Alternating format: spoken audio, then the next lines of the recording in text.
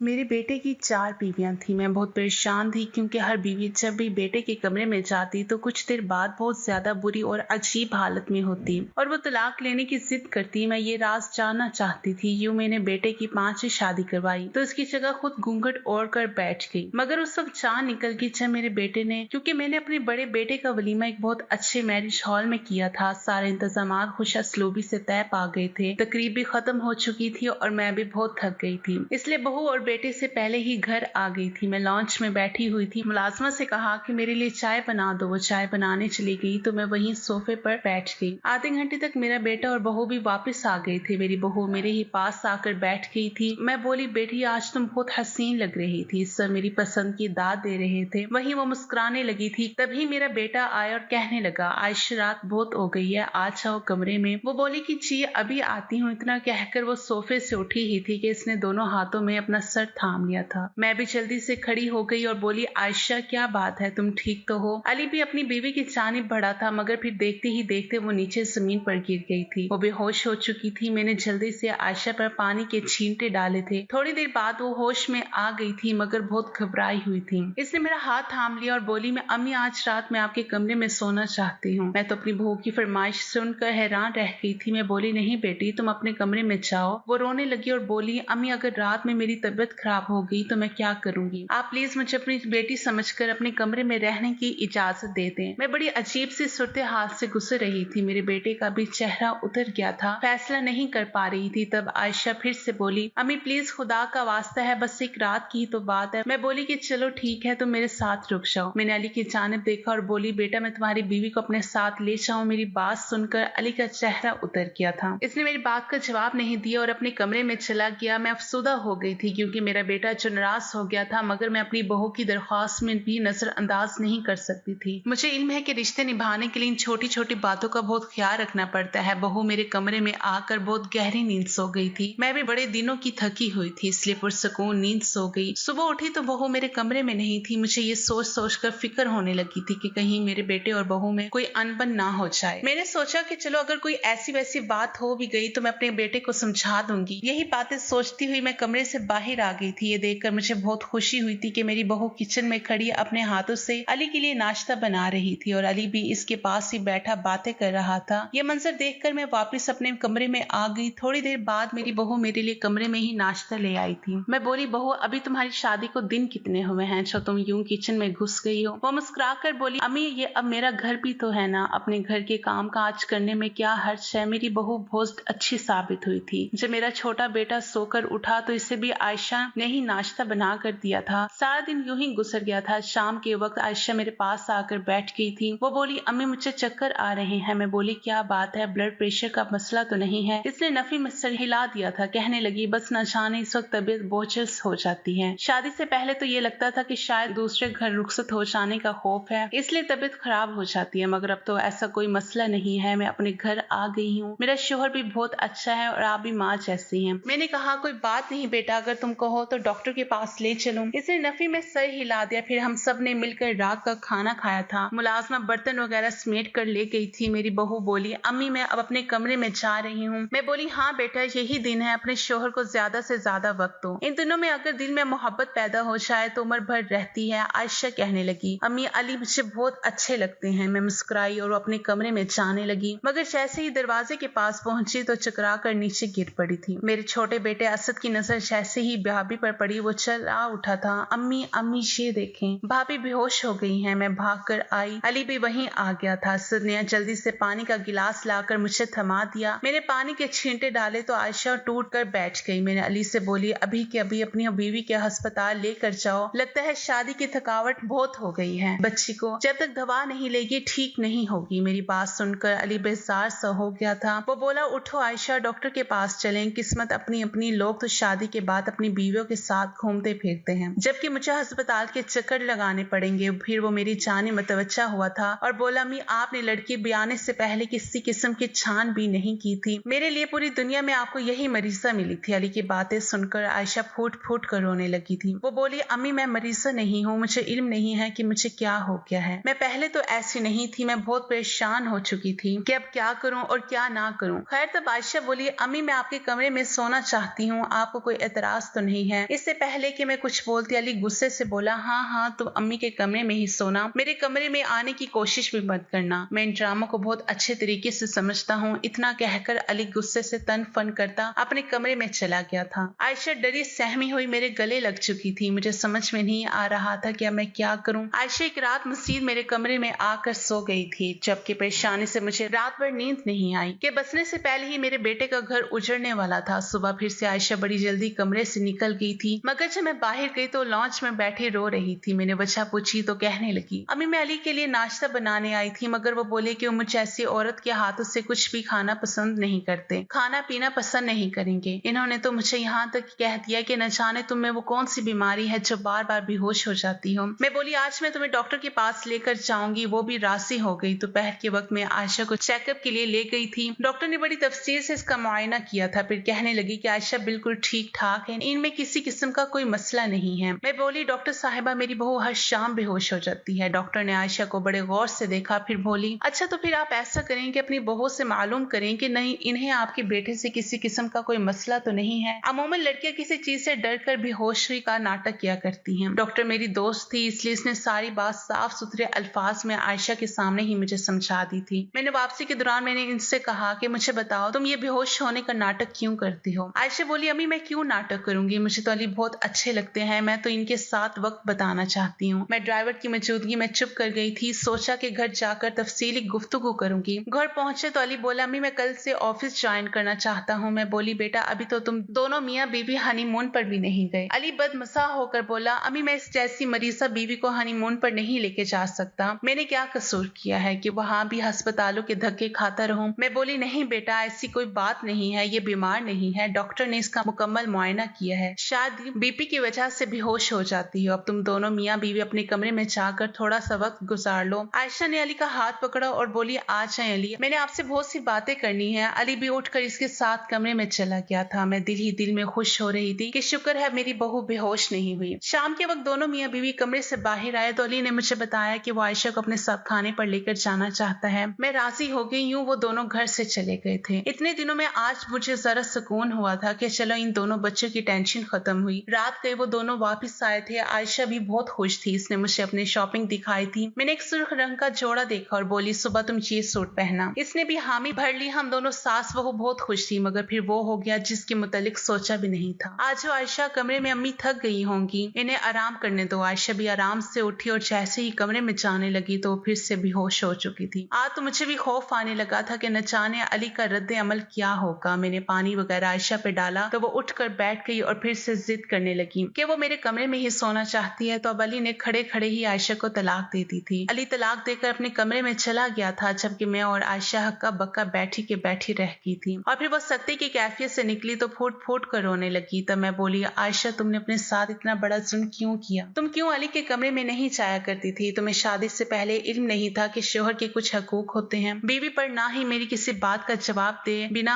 बस जोरों की तार रोती रही थी। रात यूं ही गुजर गई और फिर सुबह के वक्त आयशा अपने घर चली गई। मैंने अली को आड़े हाथ लिया था और बोली तुम मुझे ये बताओ कि तुम्हारी बीवी क्यों तुम्हारे कमरे में नहीं सोती थी? तुमने उससे ऐसी कोई बात कही थी क्या? अली बोला मैं अपना कसूर मुझ पर मत डालें, आपने मेरे लिए बीवी ही अच्छी नहीं छोड़ी थी। मैं अब दूसरी शादी अपनी मर्जी से और अपनी पसंद से करूंगा और आपको मेरे मामलात में दखल अंदाजी की भी इजाजत नहीं होगी। मैं अली की बातें सुनकर चुप कर गई थी। अब मुझे मामला कुछ कुछ समझ में आने लगा था। दरअसल मैंने जब आयशा का रिश्ता अली के लिए मांगा था तब इससे इजाजत नहीं ली थी। मैं एक दिन लड़की देखने गई तो उस दिन अंगूठी पहना आई थी। घर आकर जब अली को बताया तो वह हक्का बक्का रह गया था। तब उसने नाराजगी का इजहार किया था। कहने लगा अम्मी आपने मेरी जिंदगी का इतना बड़ा फैसला मुझसे पूछे बगैर कैसे कर दिया? मैं कोई दूध पीता बच्चा तो नहीं होना जो आपने मेरी राय को इस कदर गैर अहम समझा। मैंने अली से मासरत की थी, मगर मैं फिर वो शादी के लिए राजी हो गया था। अब जब मैं आज सोचने बैठी थी तो मुझे ऐसा लगा था कि शायद अली किसी और लड़की को पसंद करता था। इसने अपनी मर्जी से दूसरी शादी करने के लिए ढोंग रचाया था। न जाने वो अपनी बीवी से ऐसा क्या कहता था कि वो कमरे में जाने से पहले ही बेहोश हो जाती थी और फिर शादी के महाज से एक हफ्ते के अंदर अंदर आयशा को तलाक भी देती थी। आयशा तो बहुत ही अच्छी लगी थी। वो अक्सर मुझे कहा करती थी कि मुझे अली से मोहब्बत हो गई है, शायद सारा कसूर अली का ही था। ये बातें सोच सोच कर मेरा दिमाग फटने वाला हो गया था। काश मैंने इतनी जल्दबाजी ना दिखाई होती। आयशा को अंगूठी पहना कर ना आती तो इस बेचारी की जिंदगी तो तबाह होने से बच जाती। मैंने सोच लिया था कि मैं अली की शादी के फैसले में कुछ नहीं बोलूंगी। अली ने अपने लिए लड़की ढूंढने में जो फुर्ती दिखाई थी वो इससे कबल किसी काम में नहीं दिखाई थी। इसने मुझे बताया कि मैं फिलहाल लड़की से शादी करना चाहता हूँ, आप मेरा रिश्ता मांग ले। मैंने अली की बात मान ली और इसकी बताई हुई लड़की का रिश्ता मांग लिया। अनम के वालिदैन ने मुझसे इतना भी नहीं पूछा था कि आखिर अली की पहली तलाक क्यों हुई थी। शायद लड़का लड़की सारे मामलात आपस में तय करके बैठे थे। अली ने मुझसे कहा कि वो शादी सादगी से करना चाहता है। मैंने इसकी बात भी मान ली थी और यूं एक दिन मेरी बहू बनकर अनम